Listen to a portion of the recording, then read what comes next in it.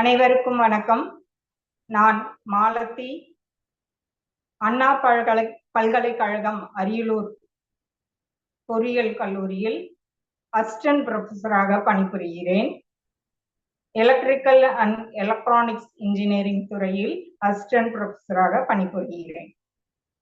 நான் பிஇ முடித்தது அழகப்ப செட்டியார் பொறியியல் கல்லூரி காரைக்குடியில்.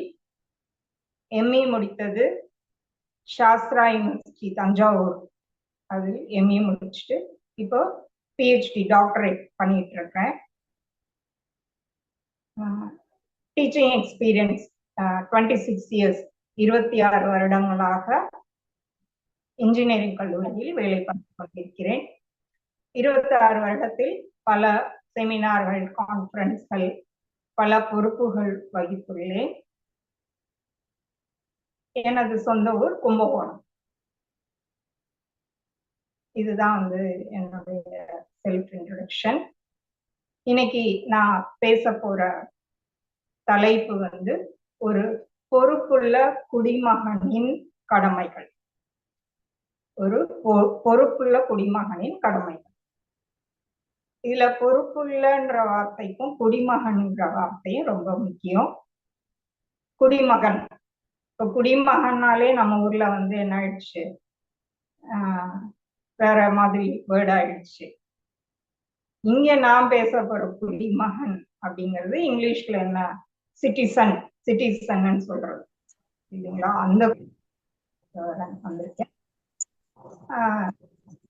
சிட்டிசன் அப்படின்னா, குடிமகன் அப்படின்னா என்னன்னா, ஒரு நாட்டில் வசிப்பதற்கான சட்டப்பூர்வமான உரிமையை பெற்றவர்கள்.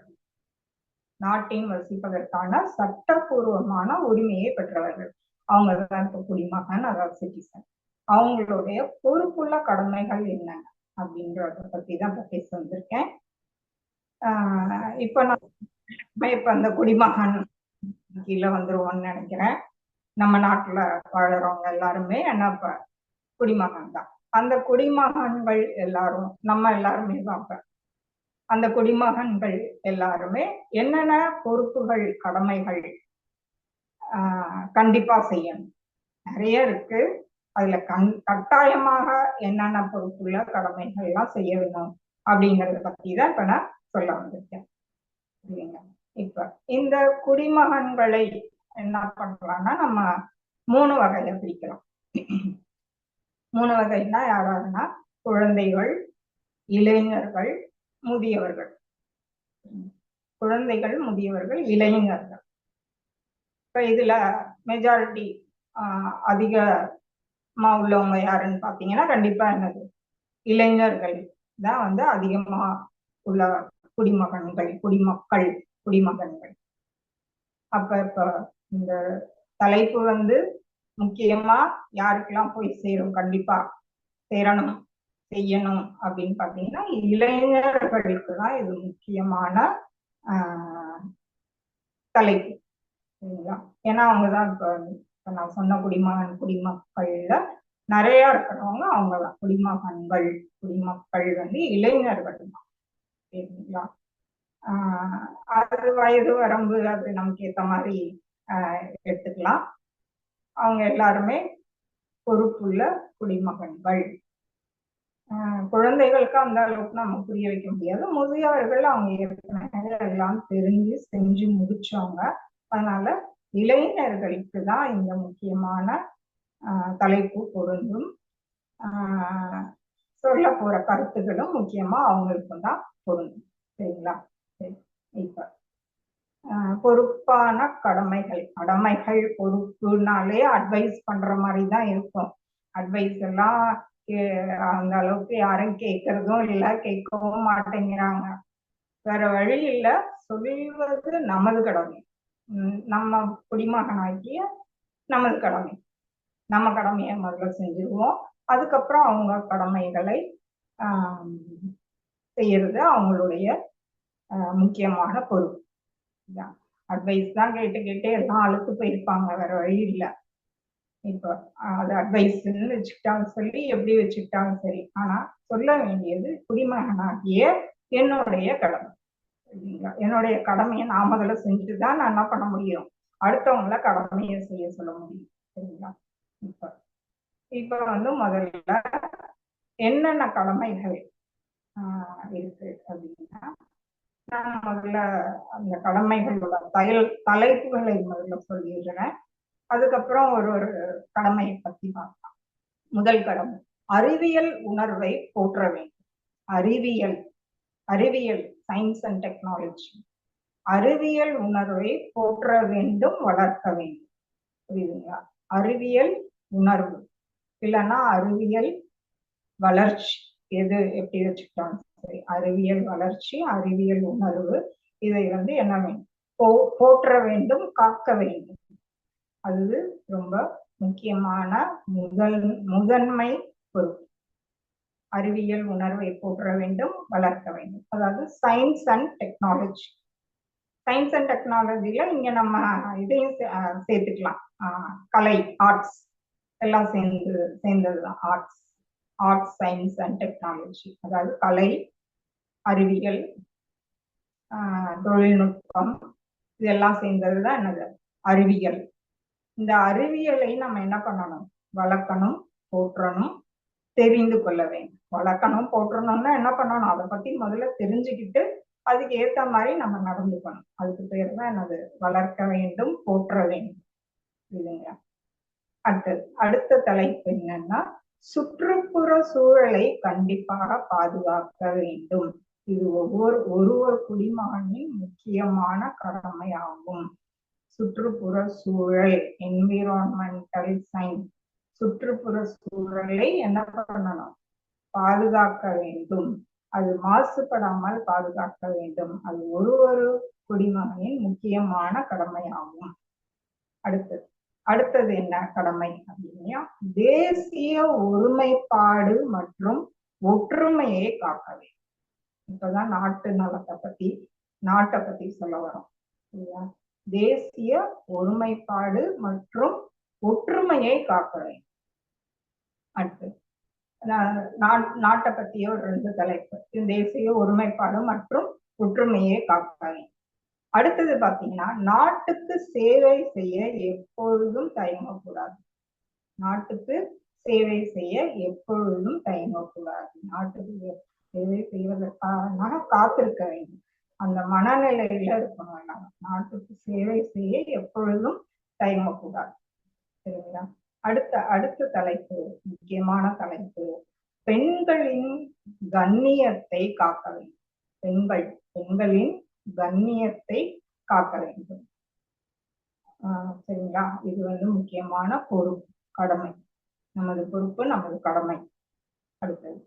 அடுத்தது வந்து இந்திய அடிப்படை சட்டம் தெரிந்திருக்க வேண்டும் அனைவருக்கும். என்ன வேணும், இந்திய அடிப்படை சட்டம். அடிப்படை சட்டங்கள் என்னங்கிறது ஒவ்வொரு குடிமகனும் கண்டிப்பா தெரிஞ்சிருக்கும். சரிங்களா? அது அடுத்த பொறுப்பு, கடமை என்ன அப்படின்னா, உணவு, உடற்பயிற்சி, தூக்கம், சூரிய ஒளி, இதை பத்தி எல்லாம் என்ன இருக்கணும், ஒரு தெளிவான புரிதல் இருக்க வேண்டும். இதை பத்தி எல்லாம் தெளிவான புரிதல் இருக்க வேண்டும். உணவு, உடற்பயிற்சி, தூக்கம், சூரிய ஒளி, இதை பத்தி எல்லாம் ஒரு தெளிவான தெளிவு இருக்க வேண்டும். தெளிவான கருத்துக்கள் எல்லாம் இதை பத்தி தெரிஞ்சிருக்கும். சரியா? இதான் வந்து ஒரு பொறுப்புள்ள குடிமகனின் கடமைகள். புரியுதுங்களா? நான் ஏற்கனவே சொன்ன மாதிரி பொறுப்புள்ள குடிமகன்னா சிட்டிசன், நம்ம நாட்டில் வசிப்பதற்கு சட்டப்பூர்வமான உரிமை பெற்றவர் தான் இந்த குடிமகன் இல்ல குடிமக்கள், எப்படி வேணா வச்சுக்கலாம் ப்ளூரல்ல. குடிமகன்னா ஜெண்டர் அப்படிலாம் இல்ல, காமன் தான். மேல் ஃபீமேல் எல்லாருக்கும் காமனா பொருந்தது தான் குடிமகன். சரிங்களா? சரி, இப்ப தலைப்பை பத்தி முடிச்சாச்சா? அடுத்தது அறிவியல் உணர்வை போற்ற வேண்டும்னு முதல்ல சொல்லியிருந்தேன். அறிவியல் உணர்வை போற்ற வேண்டும், அதாவது சயின்ஸ் அண்ட் டெக்னாலஜியை போற்ற வேண்டும், வளர்க்க வேண்டும், தெரிந்து கொள்ள வேண்டும். இதெல்லாம் ஒரே மீனிங் தான். அறிவியல் உணர்வு அப்படின்னா முதல்ல நம்ம கடமை என்னன்னா, என்ன செஞ்சாலும், யார் என்ன சொன்னாலும், என்ன செஞ்சாலும் இல்ல யார் என்ன சொன்னாலும் அதனோட பொருளை உணரணும். பொருளை உணரணும், பகுத்தறியணும். அதோட கடந்த காலம், நிகழ்காலம், எதிர்காலம் அதை பத்தி எல்லாம் என்ன பண்ணணும், புரிஞ்சுக்கணும். இதுதான் வந்து அறிவியலை உணர்தல். யார் என்ன சொன்னாலும், என்ன செய்ய சொன்னாலும் அதோட கடந்த காலம், நிகழ்காலம், எதிர்காலம் பற்றியும் புரிஞ்சுக்கணும். அதனோட பொருளை புரிஞ்சுக்கணும். அத ஆராய்ச்சி பார்த்து தெரிஞ்சுக்கணும். புரியுதுங்களா?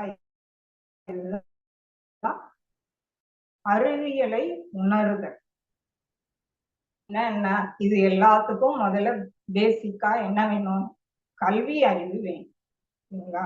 இவ்வளவு நான் சொன்னதை புரிஞ்சுக்கணும், தெரிஞ்சுக்கணும், ஆராயணும், அறியணும். இதுக்கெல்லாம் முதல்ல என்ன பேசிக்கா அடிப்படை என்னது, கல்வி அறிவு தேவை. கல்வி கற்க வேண்டும். கண்டிப்பா ஒரு குடிமகனின் முக்கியமான பொறுப்பு என்ன பண்ணணும்னா, கல்வி அறிவு தேவை. கல்வி அறிவு வேண்டும். கல்வி அறிவு அப்படின்னா முதல்ல என்னென்ன சிம்பிளா சொன்னா படிக்கணும். புரியுதா? படிக்கணும். என்ன படிப்பு? கண்டிப்பா பள்ளி படிப்பு கண்டிப்பா தேவை. கல்லூரி படிப்பும் முக்கியம். படிக்கணும்னு சொன்னதுல என்னது, பள்ளி படிப்பு, கல்லூரி படிப்பு. கல்லூரிக்கு அப்புறம் முடிந்தவர்கள் என்ன பண்ணலாம், ஆராய்ச்சி படிப்பு, அதெல்லாம் மேற்கொள்ளலாம். அடிப்படையா கண்டிப்பா என்ன தேவை, பள்ளி படிப்பு தேவை, கல்லூரி படிப்பு கண்டிப்பாக தேவை. இதுதான் கல்வி அறிவுன்னு நான் சொல்றது. இது இல்லாம என்ன பண்ணலாம், மற்றவர்கள் எல்லாம் என்ன பண்ணலாம்னா, ஆன்லைன்ல தான் இப்ப எல்லா படிப்பும் ஆன்லைன்ல வந்துருச்சு. இல்லைங்களா? ஆன்லைன்ல படிக்கலாம். எல்லா விஷயத்தையும் ஆன்லைன்ல படிச்சு தெரிஞ்சுக்கலாம். ஆன்லைன்ல சர்டிபிகேட் எல்லாம் கிடைக்குது. புத்தகங்கள், நிறைய புத்தகங்கள் படிக்கலாம். இதுவும் ஒரு வகை படிப்பு தான்.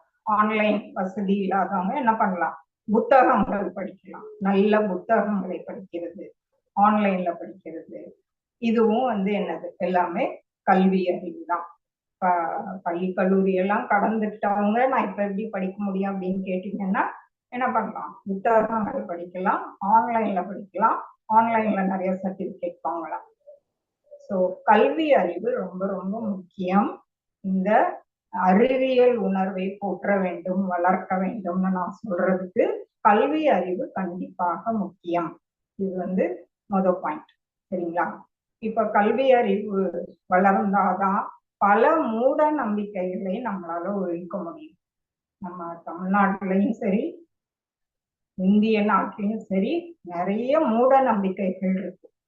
அந்த மூட நம்பிக்கைகளை ஒழிச்சாதான் நம்ம முன்னேற முடியும்.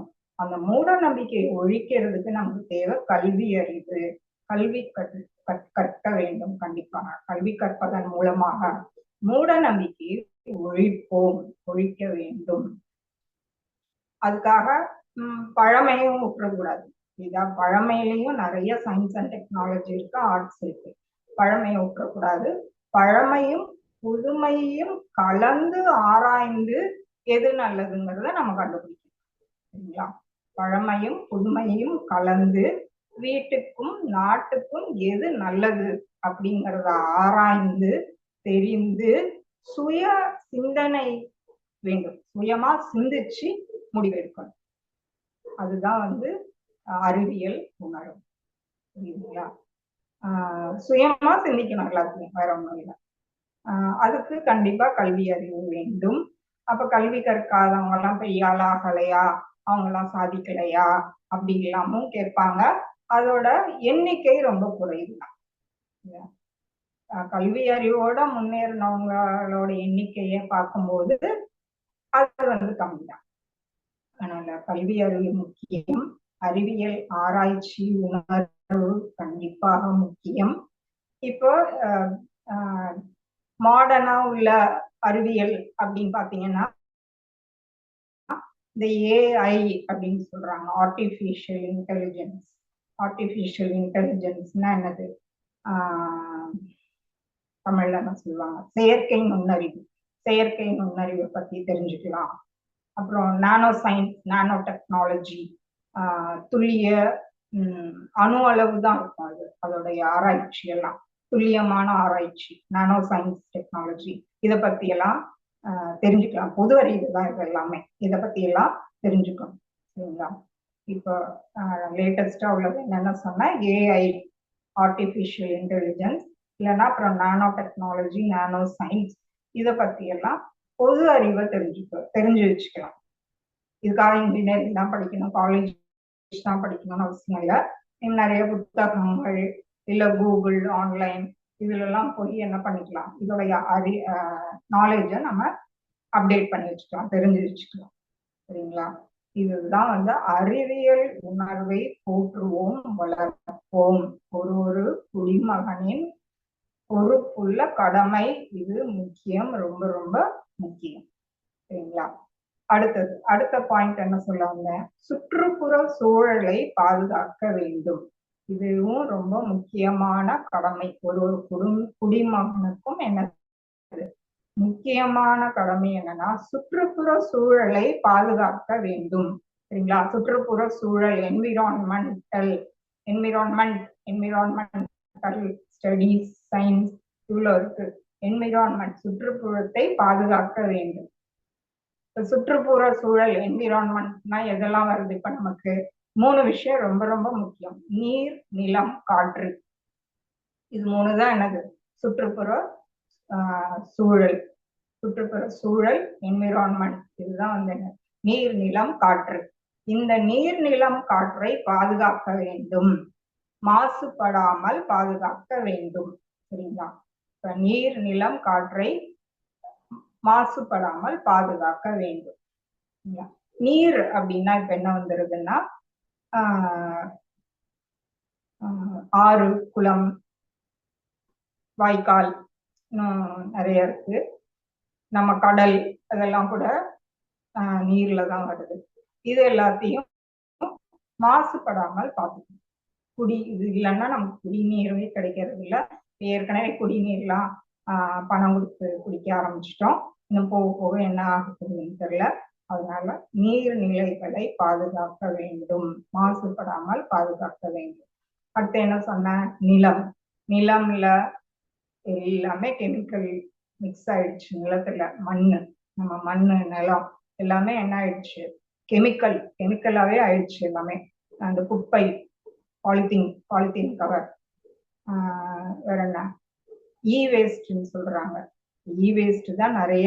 எல்லாம் இ வேஸ்ட்னா என்ன, இந்த battery parts, TV, computer, cable, PVC, mobile phone, சுவிட்சஸ், கிளாஸஸ், இந்த மாதிரி உள்ளதோட வேஸ்ட், இதெல்லாம் தான் இ வேஸ்ட்.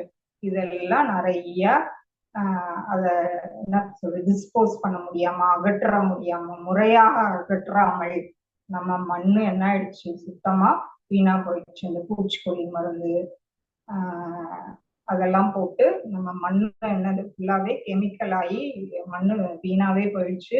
இதை வந்து பாதுகாக்க வேண்டும். அப்பதான் நமக்கு உணவு நல்ல உணவா கிடைக்கும். நம்ம மண்ணை பாதுகாக்கலன்னா உணவு ஒழுங்கா கிடைக்காது. அதனால இதெல்லாம் பாதுகாக்க வேண்டும். இதை எப்படி பாதுகாக்கிறது மண்ணை அப்படின்னா, குப்பைகள்ல பிரிக்கும் போது மக்கும் குப்பை, மக்கா குப்பைன்னு பிரிக்கணும். மக்கும் குப்பைய மண்ணுக்கு கீழே போட்டு புதைச்சி டிஸ்போஸ் பண்ணணும். மக்கா குப்பைய எரிச்சிடணும். நம்ம வீட்டுல இருந்து வெளியில போடுற குப்பையே வந்து மக்கும் குப்பை, மக்கா குப்பைன்னு கரெக்டா பிரிச்சு அந்த வந்து வெளியேற்றினாலே ஒரு இண்டிவிஜுவல் தனி மனிதனுடைய பொறுப்பு இது. அதை பிரிச்சு வெளியில கொடுத்தாலே வந்து என்ன ஆயிடும், மண் பாதுகாக்கப்படும். நிலம். அடுத்தது என்ன சொன்னேன், காற்று மாசுபாடு சுத்தமா மாசுபட்டு போயிருக்கு காற்று. நம்ம தமிழ்நாடு எவ்வளவோ பரல, டெல்லியெல்லாம் சுத்தமா காற்று வீணா போயிடுச்சு.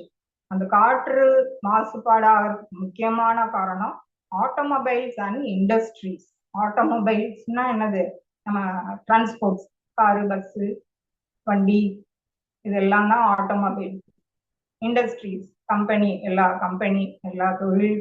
தொழில்துறை, தொழிற்சாலைகள், இதுல இருந்து வர எல்லா வேஸ்டும் என்ன ஆயிடுச்சு, காற்று கார்பன் மோனாக்சைடை வெளியிட்டு காற்றையே மாசாக்கிடுச்சு.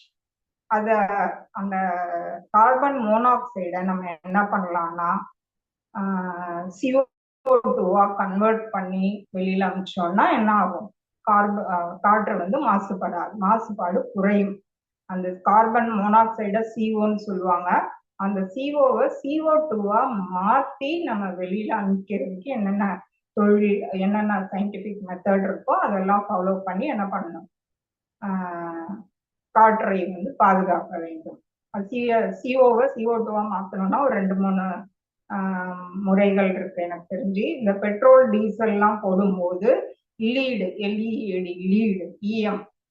லீட் ஃப்ரீ பெட்ரோல் டீசல் அதெல்லாம் யூஸ் பண்ணீங்கன்னா CO வந்து CO2 மாத்தி அமைச்சிடும். அதே மாதிரி கேட்டலிட்டிக் கன்வெர்ட்டர்னு ஒண்ணு இருக்கு. கேட்டலிட்டிக் கன்வெர்ட்டர் அப்படின்னா என்னதுன்னா வினையூக்கி மாற்றி, தமிழ்ல வினையூக்கி மாற்றி, கேட்டலிட்டிக் கன்வெர்ட்டர். அதுவும் என்ன பண்ணோம்னா CO-வை CO2 மாத்திடும்.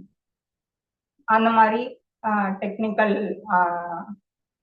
இதெல்லாம் யூஸ் பண்ணீங்கன்னா என்ன பண்ணலாம், காற்று மாசை குறைக்கலாம்.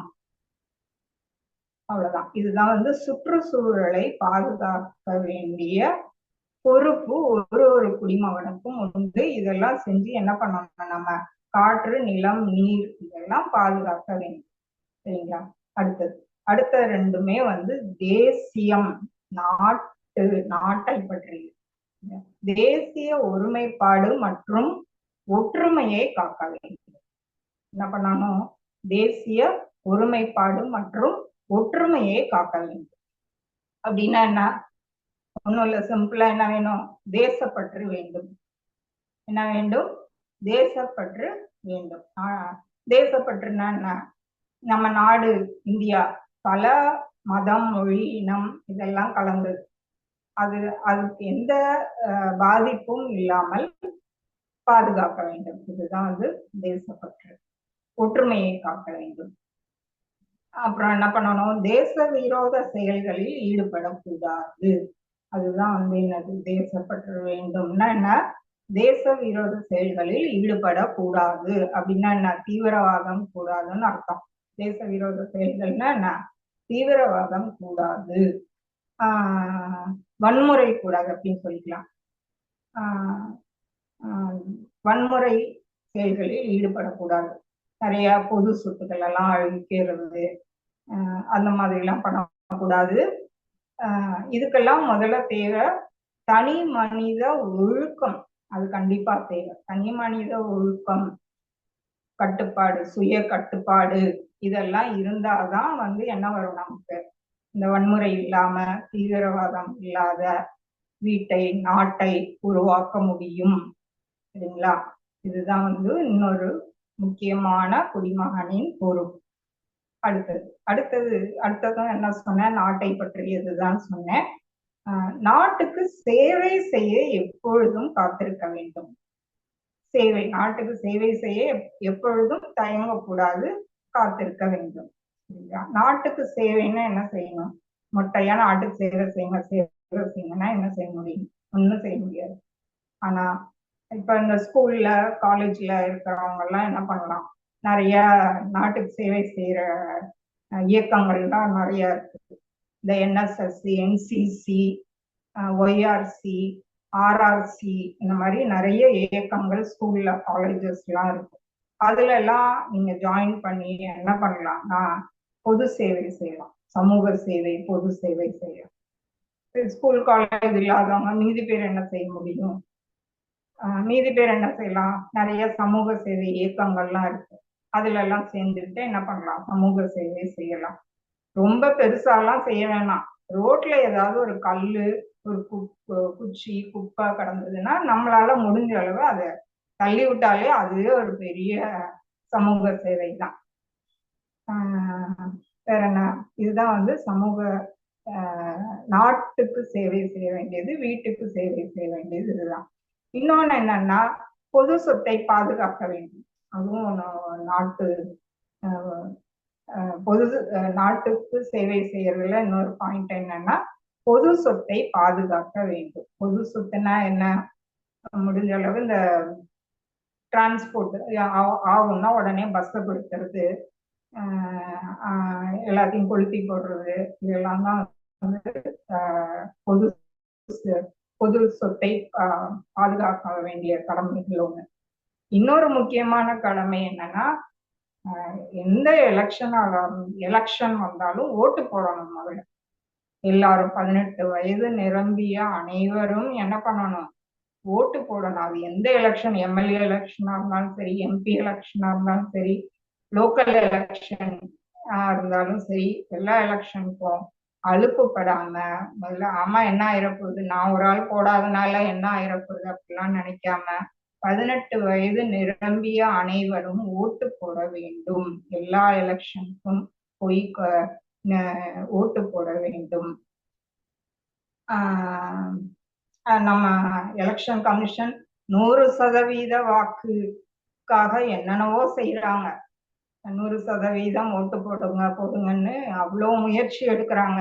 நம்ம தான் எதுவுமே கண்டுக்கிறது இல்லை. கவர்மெண்ட் எது சொன்னாலும் கண்டுக்கிறதே இல்லை. அவங்கள குறை சொல்றதுல தான் முதல்ல நிக்கிறோம் ஒழிஞ்சு, கவர்மெண்ட் நமக்காக பல நன்மைகள் செய்யறாங்க. அதெல்லாம் கண்டிப்பா ஃபாலோ பண்ணுங்க. அதுல ஓட்டு போடுறதுலயும் சொல்றேன், அவங்க 100% ஓட்டுன்னு அவ்வளோ செய்யறாங்க. அத கொஞ்சமாவது காதுல வாங்கி நம்ம எந்த எலெக்ஷனா இருந்தாலும் எந்திரிச்சு போய் முதல்ல ஓட்டை போட்டுட்டு வந்துருங்க. யாருக்காவது போடுங்க, யாருக்கு வேணாலும் போடுங்க, ஆனா கண்டிப்பா ஒரு ஓட்டை போட்டுட்டு வந்துருங்க. வீட்டுல இருக்காதீங்க ஓட்டு போடாம. அது பெரிய பெரிய பெரிய தப்பு. சரிங்களா? இது வந்து முக்கிய பொறுப்புள்ள குடிமகனின் கடமை. முடிஞ்சிச்சா?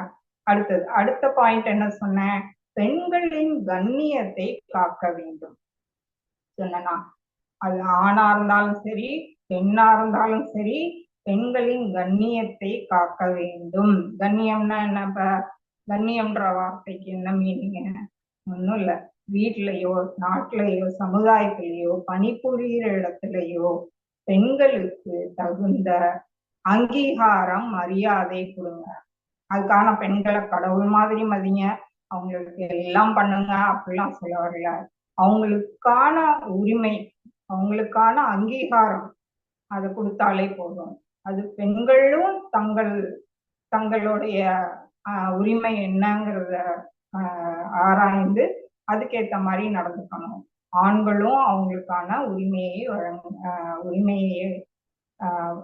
அவங்க வழங்க முடியாது, முறையான அங்கீகாரம் மரியாதையும் வழங்க வேண்டும்.